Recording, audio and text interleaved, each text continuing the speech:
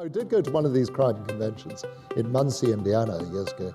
They were wonderful hosts, and it was called Murder Incorporated or something like that. And there were about 300 people there, mostly Midwestern ladies go to these things. They themselves, Midwestern ladies, generally as a population group, don't commit many crimes that we know of. But they love reading about it. And it's the only conference that I've ever gone to where the majority of those attending were knitting. They sat there knitting. And they wore hats. There was, well, knitted hats. I mean, it was really, I felt I'd fallen into a real subculture.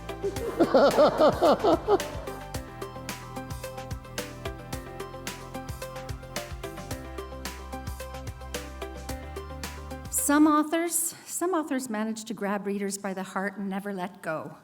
They create characters and worlds that readers come back to again and again, knowing that, although they're familiar and cozy, there will be something new within the pages to delight them, disarm them, or give them something to think about. Alexander McCall Smith has created one of the most popular characters in series and detective story writing, Mara Matswe, of course, at the helm in Botswana of the #1 ladies detective agency. There's a new one in this series called The House of Unexpected Sisters that's just coming out.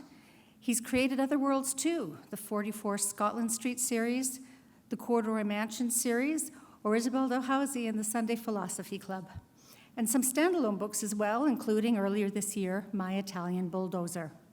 He's sold tens of millions of books worldwide that have been translated into more than 40 languages and created characters we never seem to grow tired of. He is fairly tireless himself. He had a first career as a professor of medical law at the University of Edinburgh, which he gave up a little less than 20 years ago to focus on his writing. He's been vice chairman of the Human Genetics Commission, a member of the International Bioethics Commission of UNESCO. He composes, rallies together projects, and plays the bassoon, presumably very badly in a really terrible orchestra, which is not quite as insulting as it might seem, which we'll find out about. But tonight, he's taken the time out to spend with us. Alexander McCall Smith. Well, good evening, ladies and gentlemen. Thank you very much indeed for coming along this evening. It's a great relief to find a microphone that works. I think this one is working, because many of them don't. People don't realize that microphones are all produced in a single factory. Throughout the world, they all come from the same factory. And in this factory, there's a desk at the end where all the passing microphones go along. And there's a man with a hammer who gives, and those microphones seem to be the microphones that I tend to get. But this one is great. Of course, we've all had our microphone moments. I'm wired up for our subsequent conversation with Deb with one of these mobile mics. And some years ago, I was giving a talk in Edinburgh at the time of Edinburgh's Hogmanay celebrations. And it was quite a large audience, about this size, about 400 people in the room. And I was doing this talk jointly with Willie Dalrymple, who writes these wonderful books about India, which I'm sure that many of you will have come across. And so Willie and I were in the green room behind the stage at the beginning of this. And Willie said to me, how old are your readers? And I said, well, a range of ages. I've got some very young readers, and then I've got some readers who aren't so young. And he then said, well, my readers are positively ancient. And that's the point at which the organizers came running down the corridor, pointing out to us that we'd been transmitting. And so this conversation had gone into the hall. And so Willie was, I wasn't too embarrassed because I hadn't said anything embarrassing. But Willie was terribly embarrassed. I said, look, don't worry, Willie. If your readers are that old, they won't have heard what you said anyway. So one has to treat these with respect. Thank you very much, Deb, for your very generous words of introduction. Often people who introduce you don't get it right. They get it quite wrong. In fact, sometimes you're listening to the introduction and you think they're talking about somebody else, but in fact they're talking about you. And sometimes, of course, people have come to hear somebody else. I did an event in Barnes & Noble in Union Square, New York, some years ago.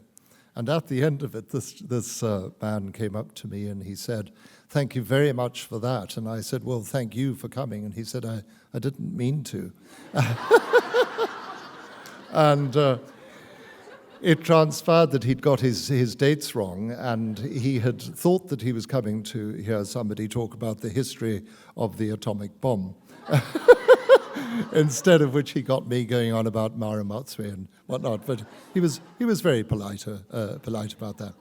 One fine, Deb did mention she was it was good of her to mention the orchestra of which I'm a member, the Really Terrible Orchestra. She sort of implied that it couldn't be as bad as the name suggested, but I really have to correct you. It is every bit as bad, if not worse, than the name suggests. The Really Terrible Orchestra, my wife and I founded that about 20 years ago for people who couldn't really play their instruments. We decided this was an unmet need. So we advertised, and we had an awful lot of people who came and applied to join, most of whom played the clarinet, and we couldn't work out why were all these clarinetists joining. And then I realized that everybody learns the clarinet at school. This is virtually I mean, if we did a poll this evening, virtually everybody here will have played the clarinet at school, and then you forget about it. And then in later life, it only much later on when you're having psychotherapy, that these suppressed clarinet memories come up, and you remember you've got a clarinet in the attic. Anyway, so we did this, and we had all these people wanting to join, and they were all pretty hopeless. And we got going, and we made the most dreadful sound. An amateur orchestra often sounds flat. We sounded seriously pancake flat. And yet it was just a great success, and we've been going for 20 years now. And we've become the best-known bad orchestra in the world. We went to New York. We went on tour to New York. We played in the New York Town Hall, and we filled it. The New Yorkers, I mean, I thought it would be really dangerous going to play in New York because they're so cool. New York audiences don't even clap at the end. They just sigh at the end of a performance. But we got a standing ovation from these people. And then we were emboldened and we went to the Netherlands. And then earlier this year, we went to Sweden. We went to Stockholm and we played in the principal concert hall in Sweden. And the Swedes were terrific about this, and they all got the joke. And they realized that we were. So people come to listen, and then the audience ends up laughing because we make such a mess of all the pieces. And in fact, there are pieces where it's very rare for us all to finish at the same time. And indeed, there was one occasion, and I'm really not making this up, there was one occasion when our conductor, who regularly has to stop us, he stopped us and said, "There's something wrong here." And he pointed out, we discovered that one section of the orchestra was playing an entirely different piece of music. They'd got their music mixed up. So I think you should have a Really Terrible Orchestra of Toronto, because I think there are a lot of musically challenged people, presumably, who would love to play in it. And this would be a very good venue. Speak to the library. I mean, this would be the place where you could practice.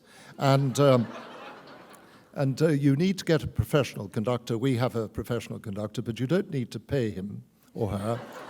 You can get one who's been sentenced to community service and do it that way. Anyway, enough of that. I'm going to speak fairly briefly this evening before I have a conversation with Deb that I'm very much looking forward to. And I thought I'd just bring you the latest news from the various series of books, and particularly from the number one ladies detective agency, that little office in Gaborone, Botswana, where we see Mara Matsui, Precious Ramatsui, who was the founder of the number one ladies detective agency, sitting there with her sidekick and assistant. Well, in fact, she's no longer her assistant. Mama Kutsi is very sensitive to her job description. She became assistant detective, then associate detective and corresponding detective and whatnot. And so there she is with Mama Coetzee, and they're waiting for their next issue to arise. And indeed, in this one, there arises rather an interesting question of unfair dismissal from the workplace and all the complexities of what's going on behind that.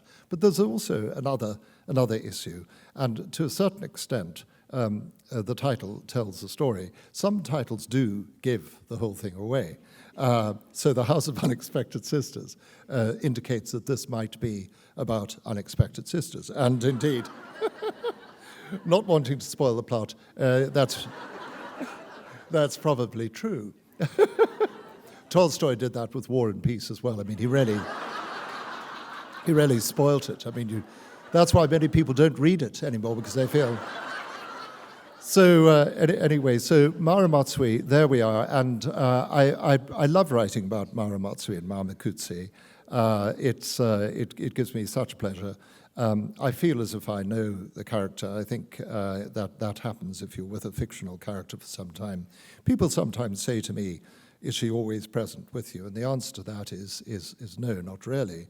But every so often I do think about her. Certainly when I'm writing the books, I'm in her company all the time.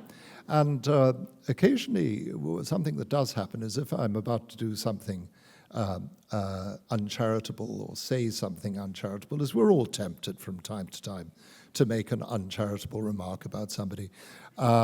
If that happens, I do actually hear this voice. I hear Mara Matsui, and so she spoils my fun quite considerably. But she's a wonderful woman. I've been in Botswana quite recently. I was there in September. My wife and I, every year we do a safari for readers of the books from all over the world. It's a safari company that offers these safaris. And it's a wonderful experience for me because these are readers, and we usually get quite a good turnout from Canada. This last time we had two couples from Canada who were with us. And they come and spend a week in the Okavango Delta. And we go around and we talk about the books, and they look at elephants and lions and things like that. And we use a guide whom I wrote into one of the books, the Double Comfort Safari Club, a wonderful guide called Mighty. And Mighty is terrifically proud that he's been put into a book, and he looks after us he's a great tracker. He's one of these people who look at the ground and say, "Oh, a lion went past there half an hour ago, and there it is," that sort of thing. So we had a wonderful time, and it's always very. I find it very moving being back in Botswana, because I'm sure that many of you present will have been in Botswana or perhaps in other countries in sub-Saharan Africa which are similar. And there's something really wonderful about the cultures of these countries. And in Botswana in particular, I find I'm always taken by the sheer decency of the people in the small transactions of life. And it's very, very, very moving. And I find at the end of it, when I return, when I leave, I find myself very moved. And this time we're leaving from this remote airstrip where we'd been on the safari. And Mighty, this wonderful guide, was waiting on the side of the airstrip, and our plane took off in a great cloud of white dust from the propellers and the white soil of the place. And there was Mighty waving to us like this from the side, and I found that very very moving leave-taking of a part of the world which is so beguiling. And that's what I suppose I tried to do in these books. I didn't set out with a particular agenda. When I started to write the No. 1 Ladies Detective Agency, I didn't say to myself, I want to achieve anything by this. I just wanted to write about the lives of people of the sort whom I'd met. I've met people like Mara Matsui, Mr. J.L.B. Machkoni, Mama Coetzee, etc. And so the whole thing, in a sense, is a prolonged love letter to a country and to a culture. And I'm sometimes accused of being a utopian writer and saying that, well, you're only writing about in a very positive way. And my view is why not? Because those positive characteristics and qualities exist there. And life is not always just a vale of tears. Life isn't all about confrontation and competition and antipathy towards others. It's not about the various pathologies, social pathology and so on.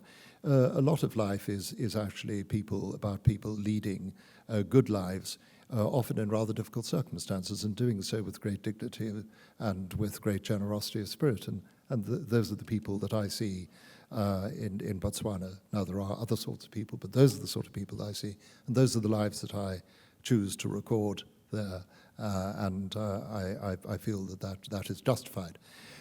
Very briefly, I've got other series of books. I've got my Scotland Street series, which I very much enjoy, 44 Scotland Street. That's a serial novel. I publish it in the Scotsman newspaper each day for about 3 months, and then it comes out as a book. And that, I love doing that. Those are published also in Canada, the Scotland Street series. And I've got a favourite character in that series, a little boy called Bertie. And Bertie's got his supporters. And Bertie started off the series aged 6, and he was 6 for 8 years. And because I really liked Bertie as he was. And then I eventually gave him a 7th birthday. And Bertie's problem is his mother. You ask a lot of little boys, small boys, if you say, what's your problem in life? They look a bit sheepish. And then you might eventually get the truth out that mummy is the problem. And we have, Bertie's mother is extremely pushy.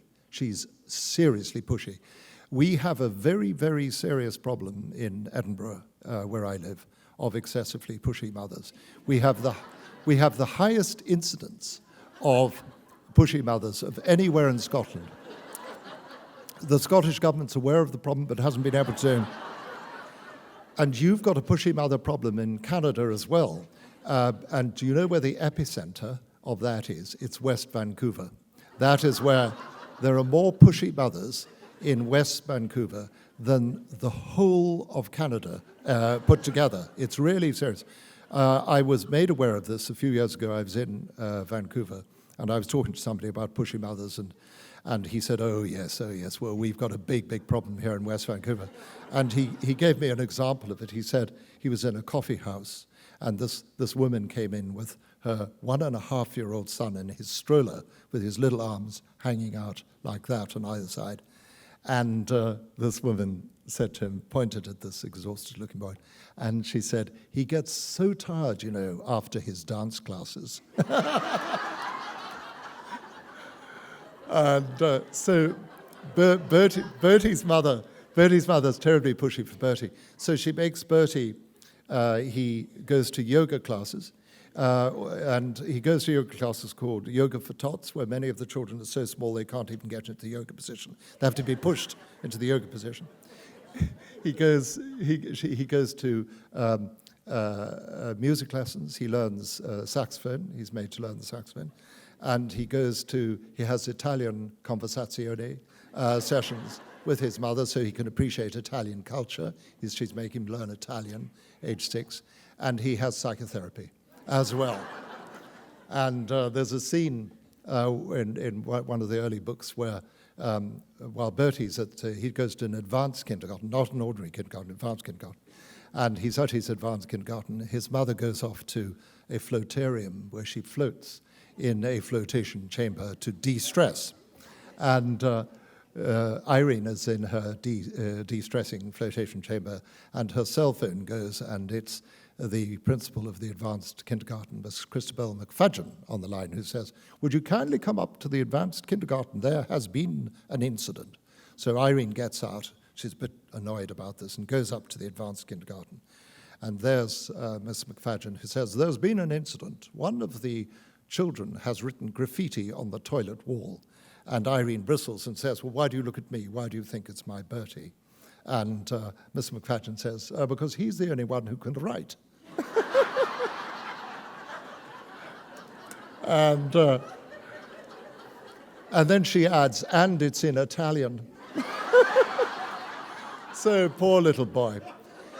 So I'm trying to rescue Bertie now. I'll try to do something about him. And in the next book, which is called A Time of Love and Tartan, which isn't quite yet published in Canada, but will be, Bertie gets a bit of relief from that, because every so often I take Irene off the scene, and that gives him freedom. His grandmother comes to look after him, and they go and eat pizzas and do all the sort of things that he's not allowed to do.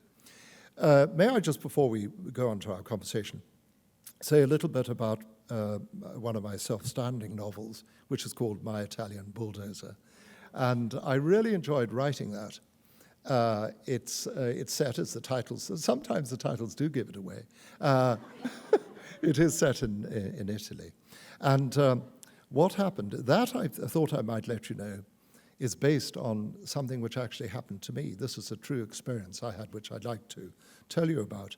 Last year, before I wrote this, I was had to get some writing finished, and I was finding it difficult because there were all sorts of disturbances and whatnot. And my wife said to me, "Well, why don't you go off somewhere and finish the book?" And so I said, "Well, I'd rather like to go off to Italy. Should I go off to Italy?" She said, "That's fine, go off."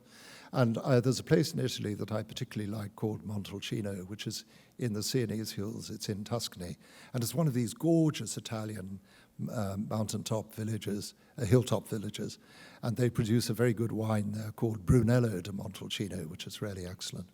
And I thought that I'd go there, so I got a ticket, air ticket from Edinburgh to Pisa. And on the plane, I got talking to this very agreeable man sitting beside me, who was an Italian businessman who dealt in ceramics, and he was going back from a business trip to Scotland. And we were chatting away about this, that, and the next thing. And we arrived in Pisa, and I said goodbye to my new friend, as you often do, at the end of a journey where you've been talking to somebody. And I went off in the arrivals hall to the car rental place. And I had booked a car, reserved car, and went up. And when I went to the desk and gave my ID, the young man behind the desk said, "No, you haven't got a reservation." I said, "But I have got a reservation." And I had fortunately with me, printed out the email from them, confirmed you've reserved such and such a car. And he looked at this and he said, "This is no longer valid." So I was very taken aback. And so I said, "Well, if you can't give me that car, give me another car." And he said, "I'm terribly sorry. This is a holiday weekend, and all the cars are out." And at this stage, my new friend had collected his suitcases, and he was walking past. He realized that I was in difficulty. He came over and he said, "Is everything all right?" And I said, "No, it isn't really. This has happened." And he said, "Look, don't worry. I've got a friend who's got a vehicle rental place just a couple of miles from Pisa Airport. Come with me." And so I went with him, and he said, this chap will fix you up. He's a great friend of mine. And this was typical Italian friendliness and helpfulness. And so we arrived at this other place, and he introduced me to his friend. I got a great welcome, and the then friend said, "Oh, dear me, it is a holiday weekend, and I'm afraid all our vehicles are out, and we've only got one left, which is a bulldozer." And so I said, I can't drive a bulldozer. I can't drive. I've got, here's my UK license. It says cars, license drive cars. And he said, "Oh, no problem here. In Italy, cars include bulldozers." So I was in a real spot, because these people were being so kind and polite, and I couldn't. It would be churlish to say, "No, I can't." So I signed the agreement. And then I went out. They took me out. And when you hire a vehicle, you go out and you walk around. And I went around and I walked around the bulldozer. And then he showed me that there was a lever in the middle, which was forward, push it forward, back for reverse. There was another lever which controlled the blade. He said, "Don't touch that one. That does the blade." And so I had this bulldozer. And so I set off in driving the bulldozer to Montalcino. It took me some time. But the nice thing about driving through the Italian countryside on a bulldozer is you're high up and you get a very good view of the surrounding features. And of course, if there are any features you don't like, you're on a bulldozer. So off we went. And I arrived in Montalcino, went to the hotel. I'd reserved a place in a lovely hotel called the Albergo Il Giglio, the Lily Inn. And fortunately, no problem with reservation. They said, oh yes, we've got your room, and you can go and park your bulldozer around the side.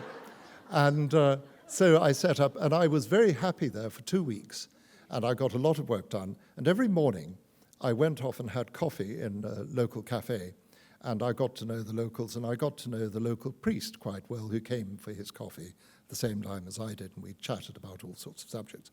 And a couple of days before I was due to go, the priest said his brother had a wine estate just outside Montalcino, and his brother wondered whether I could come for lunch tomorrow with him.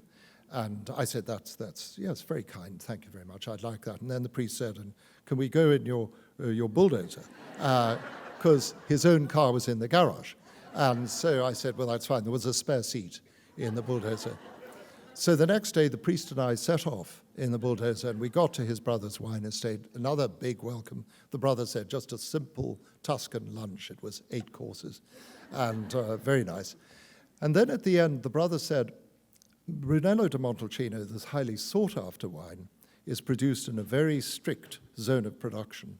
And everything outside that zone of production, just immediate surroundings of Montalcino, has to be sold as Rosso di Montalcino, and they don't get so good a price for it. And unfortunately, he was just outside the zone of production of Brunello di Montalcino, so his wine had to be sold as Rosso di Montalcino. And he said the actual boundary of the zone of production of Brunello di Montalcino was a small stone wall which ran all the way around. And could I possibly, and what could I say? I couldn't say no, I really couldn't say no. So I went and I got onto the bulldozer and I reversed and I took a good run and I shifted the boundary of the zone of production of Brunello di Montalcino to include his estate. They were so grateful. They were tremendously grateful. And he invited me back into the house and he got a bottle of his wine and we toasted one another in what was now Brunello di Montalcino.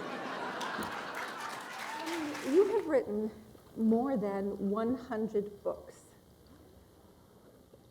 Yes. How many do you write a year? Well, I do about 4 or 5 books a year. This year, I think it's been 5.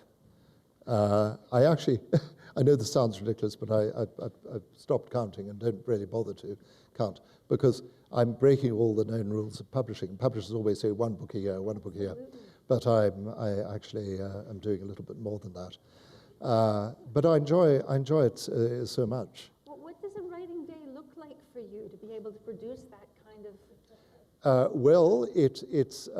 I can't write for too long during the day because I would find that to be exhausting in every sense, and I think it would probably be quite emotionally exhausting to spend.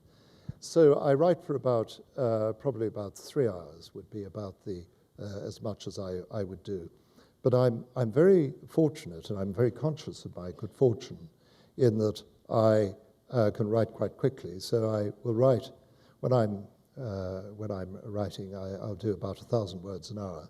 And yes, so that's how I managed to do it. If I couldn't do that, I would be in trouble. I mean, Flaubert wrote 35 words a week, but they were very good words, and they were in French as well. So that takes a bit more time. So. How much rewriting do you do? I mean, does it just flow out of you? The muse hits you and. Yes, I do very little rewriting. I do some. Occasionally I'll do it, but most of the time I don't. And for example, the Botswana books, those aren't rewritten at all.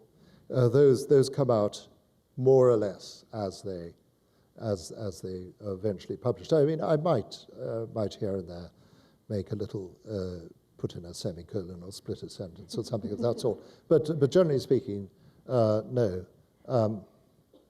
So you don't plot out your books. You don't plan them out in advance. Twists and turns. Yes, I don't do the detailed plotting that I know many authors do. I have a general idea of what the book is going to be about, and then I'll just sit down and write it. And that means, of course, that it's a fairly organic process. And it also means that things will happen that I hadn't anticipated would happen in the plot. So I can be surprised by something that happens. And I think that actually demonstrates that it confirms, I suppose, that a lot of fiction emanates from the subconscious mind. I think the human mind is always interrogating the world and wondering about the world. And I think all that an author does is that somehow he or she accesses that sort of ferment within the mind that's speculative. Look at what our mind does when we dream. That's an example of the subconscious coming up with all sorts of ridiculous possibilities and exploring them. I think that writing fiction is perhaps a conscious version of that. When I write, I tend to go into what I think the psychiatrists would call a minor dissociative state, in that I'm aware of my surroundings, but I'm not really entirely there in the present. I don't have to sit and think what is going to happen next. It just comes, and that's accessing the subconscious mind. So you're saying, too, that the twists and turns that might happen in your book that happened in this latest one, The Unexpected Sister. Yes. Were you expecting there to be an unexpected sister when you first started out? I think with this, if I remember correctly, with this latest one, I think I certainly had the main issue for her, which was an unfair dismissal issue. And I think the sister, I had an idea that she would meet a half-sister.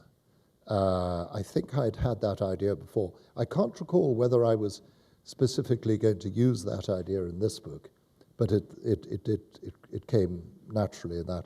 And then, of course, how she discovers the sister and what happens with the sister was something that I hadn't planned before I started to write the book. And then that just came as I wrote it. It's kind of the way her detective agency works, isn't it? There's not necessarily all these clues set around in a normal, Yes. in a regular sort of mystery. She talks to people, Yes, little bits yes. of information. She goes through her everyday life. Yes, yes. Why did you choose that way to tell the Well, story? I didn't really see myself as writing what one might call a detective book or a mystery book, whatever term, or crime. It's definitely not crime. I mean, we don't get crime in the world of Mara Motswe. We get bad behavior, we get selfish behavior, we get all of the ordinary human vices will crop up. Although I don't do villains terribly. We don't have very serious villains. I mean, the closest I get there is Violet Sofoto in and she's pretty awful, but she's not a big criminal.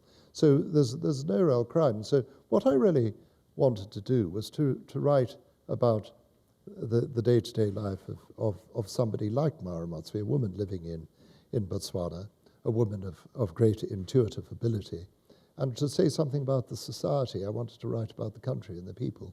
And what better device, in a sense, for doing that than having somebody who's got a little business, an office into which people can walk. So she's more of a psychologist or an agony aunt or a universal aunt type figure.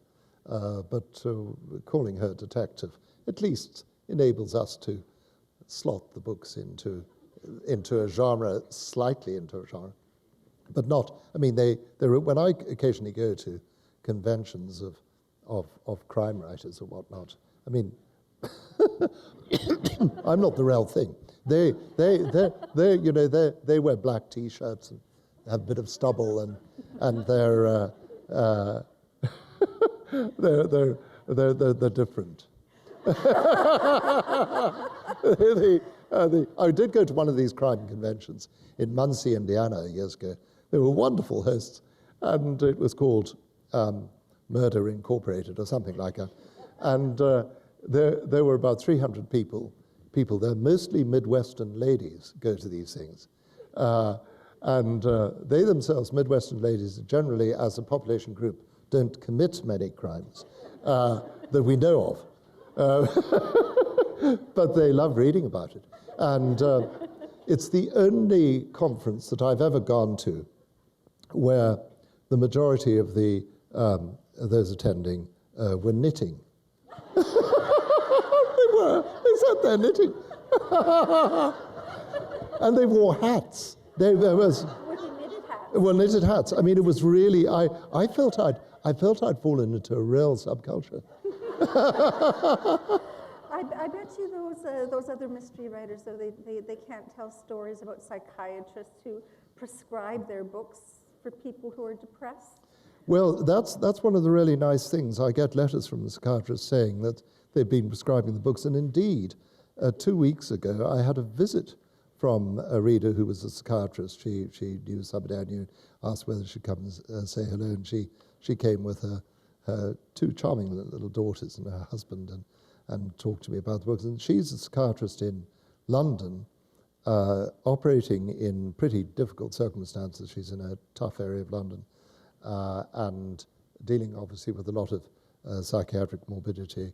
And she said that she writes prescriptions to people, particularly her depressed patients, where she's trying to get them to do something to help them to get out of their depression.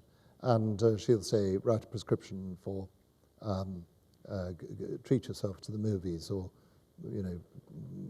go shopping or something like that, just to get people doing something. And she said she does say to them, read Mara Matsui. And the problem is she can't put a prescription for Mara Matsui because you're not allowed to prescribe something that somebody's got to buy. So you can rather prescribe. So I'm sending her a big box so she can actually produce these to the patients.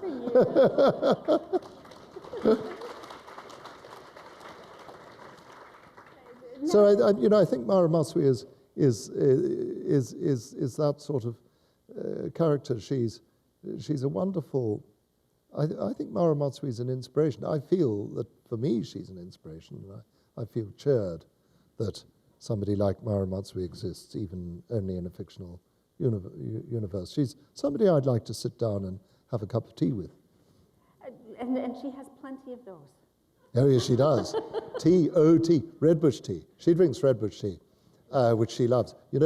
A couple of years after the books started to become quite popular, I had a letter from the people who make redbush tea, grow redbush tea in the Cedarburg down in the Cape. Is redbush a brand, or is it No, a it's type a sort of tea. It's technically speaking, it's not a member of the tea family. So it is, oh gosh, I did know the Latin name, but it has a different Latin name. And so it's not a tea, but it is totally caffeine-free, and it's got all sorts of other properties claimed for it. It's a very refreshing drink, and I drink it now rather than tea, because I'm off caffeine. And so redbush tea, and now I find I prefer it to, and I used to be a great tea drinker, I prefer it to tea. It's slightly acquired taste, but really, really nice. And it's so refreshing and caffeine-free. But it wasn't very well known until the books were published, when I had her drinking this redbush tea. And they wrote after a couple of years and said, thank you very much indeed. Their sales had gone up by 70%. Which I'm very pleased about, because that's produced in an area of South Africa where there isn't necessarily all that much else going on, so it's a great local resource. And and then I was shown yesterday here in Toronto a packet of redbush tea powdered to make a sort of coffee, and it's called red espresso. And that you can, I've yet to taste it, I'm going to taste it, but that is that's an alternative to you can make a cappuccino or a latte with it. And now what's going to happen is sales of that are going to go up 70% here. Let's hope. Now, how much input do you take from your readers into your books? What they think about what's happened in the last book, what they think you should be, where they think you should be going? Yes. Well, I take that very seriously, and indeed I like getting it. I I get all sorts of suggestions from readers. Some of them, I have to admit, I can't do, particularly where the suggestions are vituperative, because readers sometimes take against a character, and so for example, I was at a literary lunch in Sydney in Australia a few years back, and these two ladies came up to me and sort of shook their finger and said, they didn't like Bruce, who's one of the characters in Scotland Street. He's a very narcissistic young man who uses clove-scented hair gel and is very pleased with himself. And they said, you've got to sort that young man out. And please, could you write in an accident for him? Preferably involving a steamroller. And I usually don't kill off my characters. I've only killed off one really major character, which was in the Scotland Street books. There was a man called Lard O'Connor, who was a very large Glaswegian gangster. And I wanted to write about a Glaswegian gangster's funeral, because they go in for big funerals with plumed horses and wreaths which spell out messages such as big man or quality. And so I wanted to write about such things. So I disposed of Lard O'Connor and regretted it. And I can't bring him back. I mean, sometimes soap operas bring people back. In Australia, it's all a dream. That is difficult. That I find Dallas did that, didn't they? They did, I think that's a little bit much. There was Australian soap operas regularly get their characters off. They dispose of them. The actors going on leave or whatever. And what they do is they send them to Brisbane. This is the device. So you say, where's so-and-so? Gone to Brisbane. And, or alternatively, they're washed out to sea. That's another end. That's a major occupational hazard for soap characters. If you live in soapland, you've got to be very careful when you go walking down by the sea, because you're likely to be washed out, and all that will be found will be your glasses on the beach. However, not all is lost, because 2 years later you can return. And in the meantime, you've lost your memory. Because memory loss is another amazingly frequent illness in soapland. It's more common than the common cold. Now, believe it or not, we have 5 minutes left. So what I'm going to do is I'm going to ask one last question. If any of you have questions, I'm sure many of you have opinions. We're not really interested in those, but we are interested in but we are interested in your questions. So if you have one, please do line up, and we will get to them. Now, I understand each of your characters. Now, you're a very musical type of person, and you have a playlist that you listen to for each of your characters. Is that right? Yes, I often do. So when I'm writing about Isabel Dalhousie, who's one of my Edinburgh characters in the Isabel Dalhousie series, which I very much enjoy that series. She's a philosopher, moral philosopher, and the book is really about the issues that she gets involved in, other people's issues. I will start off by playing, as I begin the latest book in the Isabel, I will always start off with listening to Mozart's trio from Così fan tutti, Soave sil vento, which is that lovely trio with the violin sort of arpeggios in the background. And it's just so beautiful. And the message of that song I find very, very encouraging and very moving. Soave sil vento, may the breeze that carries you on your journey be a gentle one. And may all your desires be met. And what a lovely farewell. It's a song of farewell. In the original opera, of course, their trickery is involved in the whole thing. But yet, in spite of that trickery, in spite of the general sort of silliness of the theme of Così, Mozart produces this absolutely beautiful piece of music. I think the most lovely piece of music ever composed. It's absolutely gorgeous. So I'll listen to that. And then with Mara Matsui, I sometimes listen to a wonderful East African musician called Ayub Agada, and he's lovely, beautiful. They used his music in the film of John le Carré's The Constant Gardener to great effect. It's haunting, absolutely haunting music, so I'll listen to that. So I find music